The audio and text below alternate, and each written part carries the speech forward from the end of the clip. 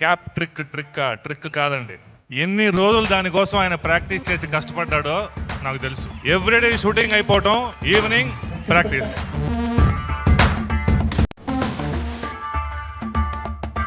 అందులో 2 months కష్టం ఉన్నారు. Actually daily 8 hours 9 hours daily practice చేసేవాడు. క్యాప్ ట్రిక్స్ కనుక చేయాలంటే కంపల్సరీ 1 year పట్టిందండి.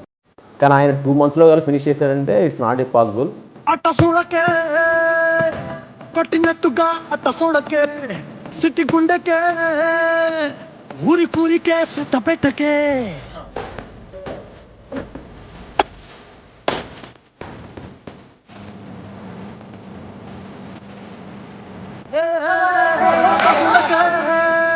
పని రాక్షసుడు ఆయన.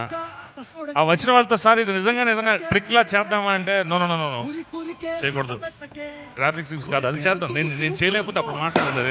ఆయన కష్టపడి నేర్చుకుని మీరు చూసిన ప్రతి షాట్ ఆయన సొంతంగా చేసిందే.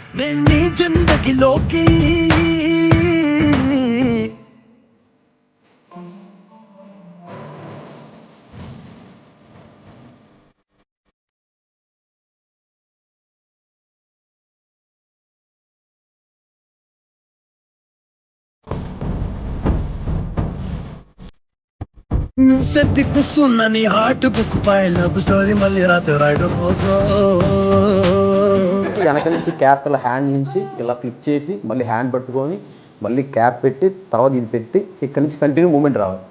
అసలు ఆ మ్యూజిక్కి దీనికి సింక్ అవుతుందా, సింగిల్ టేక్ చేయగలమా అని ఒక 100 times ప్రాక్టీస్ చేశారు. ఎగ్జాక్ట్లీ టేక్లో స్టార్ట్ అవ్వగానే ఫస్ట్ టేక్ వేయంగానే ఇమీడియట్లీ వర్కౌట్ అయిపోయింది. అసలు ఫుల్ క్లాస్ అనమాట అందరూ స్టూడియోలో అందరూ.